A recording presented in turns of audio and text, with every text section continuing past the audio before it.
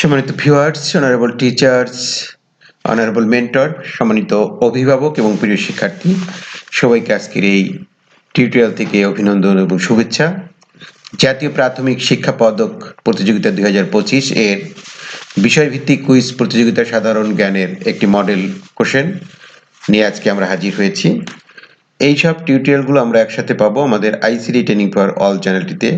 শিক্ষা, প্রশিক্ষণ, প্রযুক্তি, সমসাময়িক যে কোনো বিষয়ে সবার আগে টিউটোরিয়াল পেতে আমাদের চ্যানেলটি সাবস্ক্রাইব করে আমাদের কাজকে উৎসাহিত করবেন এবং সাধারণ জ্ঞান, বাংলা, গণিত, ইংরেজি বিষয়ের কুইজ যে টিউটোরিয়ালগুলো রয়েছে সেগুলো আমাদের আইসিটি ট্রেনিং ফর অল চ্যানেলটিতে গিয়ে আপনারা দেখে আসতে পারেন।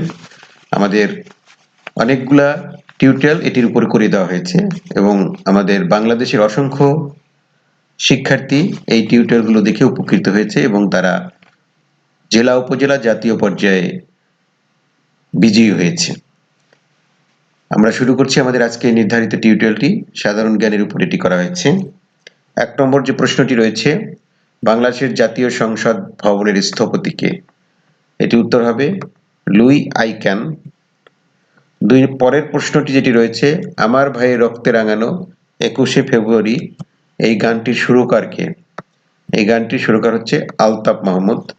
এখানে ছোট প্রশ্ন আসতে পারে, এমসিকিউ টাইপের কোশ্চেন আসতে পারে, শূন্যস্থান পূরণ আসতে পারে এবং সাধারণ জ্ঞানের ক্ষেত্রে প্রাথমিক বিজ্ঞান, বাংলাদেশ ও বিশ্ব পরিচয়, প্রযুক্তি, আইসিটি, এরপরে স্বাস্থ্য, এই সব বিষয়ের থেকে প্রশ্ন আসবে। 3 নম্বরের প্রশ্নটি রয়েছে, সাবাস বাংলাদেশ ভাস্কর্যটির স্থপতি কে? এর স্থপতি হচ্ছে নিতুন কুণ্ডু। 76-এর মন্বন্তর হয় বাংলা কত সালে? এটা হচ্ছে 1176 সালে। বাংলা সনের প্রবর্তক কে?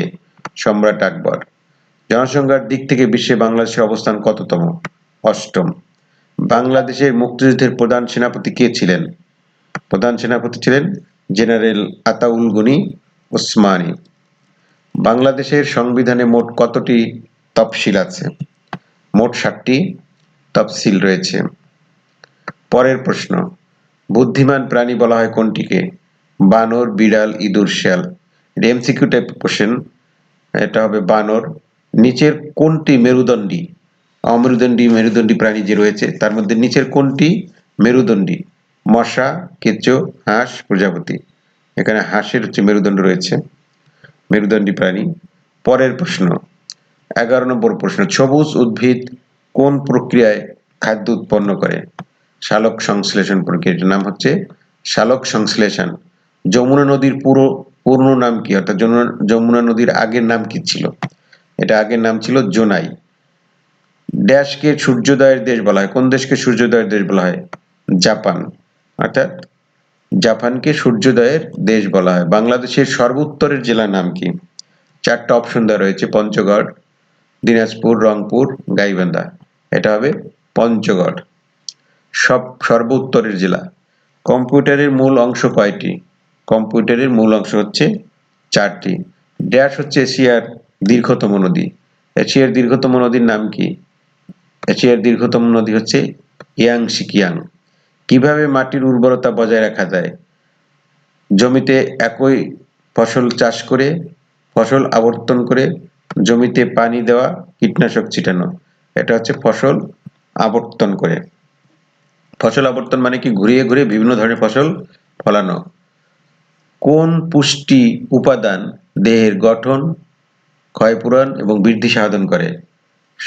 শর্করা, ভিটামিন, চর্বি, আমিষ। এটা 4টার মধ্যে কোনটা দেহের গঠন, ক্ষয়পূরণ এবং বৃদ্ধি সাধন করে? এটা উত্তর হচ্ছে আমিষ। আমিষের কাজ হচ্ছে এটা। কোনটি পানিবাহিত রোগ নয়? কলেরা, ডায়রিয়া, আমাশয় এবং বসন্ত। উত্তর হবে বসন্ত। সূর্য ও পৃথিবীর মধ্যে নিচের কোন গ্রহটি রয়েছে? সূর্য। সূর্য এবং পৃথিবীর মাঝখানে রয়েছে হচ্ছে শুক্র গ্রহ।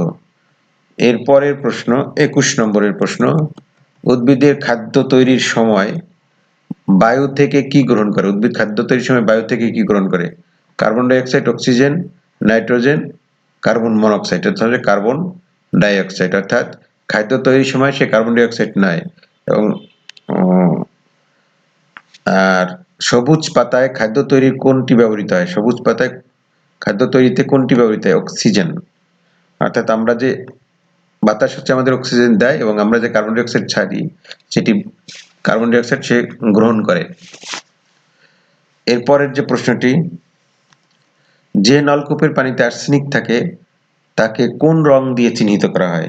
আমরা জানি যে সেটি হচ্ছে লাল রং দিয়ে, রেড মার্ক, লাল রং দিয়ে চিহ্নিত করা হয়। তাহলে লাল রং যদি দেখি আমরা, তাহলে সেই নলকূপের পানি হচ্ছে আর্সেনিক যুক্ত। আর পানি ফুটাতে শুরু করার পর আর কতক্ষণ তাপ দিলে পানিতে থাকা জীবাণু মারা যায়? অর্থাৎ কত মিনিট ফুটাতে হবে পানি? 15, 20, 30, 40। এটাতে 20 মিনিট ধরে পানি ফুটালে পানির ভিতরে থাকা জীবাণু মারা যায়। 25 নম্বরের প্রশ্ন, আগুন নিভানোর জন্য অগ্নি নির্বাপক যন্ত্রে ড্যাশ ব্যবহার করা হয়? আগুন নিভানোর জন্য অগ্নি নির্বাপক যন্ত্র যেগুলো আছে সেটার মধ্যে কি ব্যবহার করা হয়? সেটির মধ্যে মূলত কার্বন ডাই অক্সাইড ব্যবহার করা হয়। কম্পিউটারের মস্তিষ্ক বলা হয় কোন অংশকে? আমাদের যে কম্পিউটার যে বিভিন্ন অংশ থাকে তার মধ্যে মস্তিষ্ক বলা হয় কোনটাকে? ব্রেন বা মেইন হেড অফিস যেটাকে আমরা বলছি, যেখানে কম্পিউটার সব কাজ হয়, সেটা হলো সিপিইউ। সিতে কি হয়? সেন্ট্রাল প্রসেসিং ইউনিট, অর্থাৎ কেন্দ্রীয় প্রক্রিয়া অঞ্চল যেটাকে আমরা বলি, কেন্দ্রীয় প্রক্রিয়া অঞ্চল সিপিইউ। সিপিইউর ভিতরেই সব কাজ হয়। 27 নম্বরের প্রশ্ন, কম্পিউটারের জনক কে? কম্পিউটারের জনক বলা হয় কাকে? কম্পিউটারের জনক বলা হয় চার্লস ব্যাবেজকে। www এর অর্থ কি? World wide web. ঠিক আছে, প্রথম ডাব্লিউ তে হচ্ছে ওয়ার্ল্ড ওয়াইড ওয়েব মানে বিশ্বব্যাপী ঢেউ। ইন্টারনেটের জনক কে? ইন্টারনেটের জনক হচ্ছে ভিনটন জি কার্প, ইন্টারনেটের জনক বলা হয় তাকে।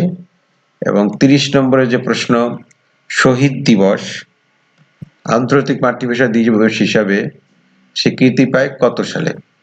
অর্থাৎ শহীদ দিবসকে আন্তর্জাতিক মাতৃভাষা দিবস স্বীকৃতি দেওয়া হয় এটা হচ্ছে 1919 সালে।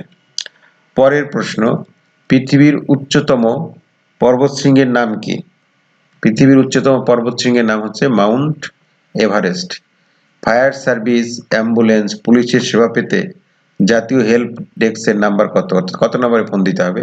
999 এই নাম্বারে হেল্প ডেস্ক, এখান থেকে সহযোগিতা পাওয়া যাবে। এই 32টি প্রশ্ন দিয়ে আমরা সাজিয়েছি আজকে আমাদের এই টিউটোরিয়ালটি। আশা করছি সাধারণ জ্ঞানের এই টিউটোরিয়ালটি আমাদের শিক্ষার্থীদের কুইজ প্রতিযোগিতায় অংশগ্রহণের ক্ষেত্রে এক ধাপ এগিয়ে রাখবে। এগুলো নমুনা প্রশ্ন, এগুলো আমরা পড়ব মূলত আমাদের মেইন বই যেটি রয়েছে আমাদের প্রাথমিক বিজ্ঞান বাংলাদেশ ও বিশ্ব পরিচয় 3য় থেকে 5ম শ্রেণী, সেই বইয়ের মধ্যে যে বেসিক প্রশ্নগুলো থাকে যেগুলো একান্ত জানা দরকার, সেই প্রশ্নগুলো বেশি বেশি চর্চা করতে হবে মেইন বইয়ের উপরে। এবং এই পিডিএফটি যদি আমরা পেতে চাই তাহলে আমাদের এখানে একটা হোয়াটসঅ্যাপ নাম্বার দেওয়া রয়েছে, এই হোয়াটসঅ্যাপ নাম্বারে আপনাকে নক করতে হবে, তাহলে আমরা পিডিএফটি আপনাদেরকে সরবরাহ করব। এবং এই টিউটোরিয়ালগুলো সব একসাথে আপনারা পাবেন আইসিটি ট্রেনিং ফর অল চ্যানেলটিতে। এছাড়া Bangladesh online ICT training support Facebook page ও গ্রুপ রয়েছে, সেই ফেসবুক পেজ এবং গ্রুপেও আমরা আমাদের এই টিউটোরিয়ালগুলো নিয়মিত আপলোড করে থাকি। দেশের অসংখ্য শিক্ষক সেই গ্রুপের সাথে যুক্ত আছে, আপনিও যুক্ত থেকে আমাদের কাজকে এগিয়ে নিয়ে যেতে পারেন এবং পেশাগত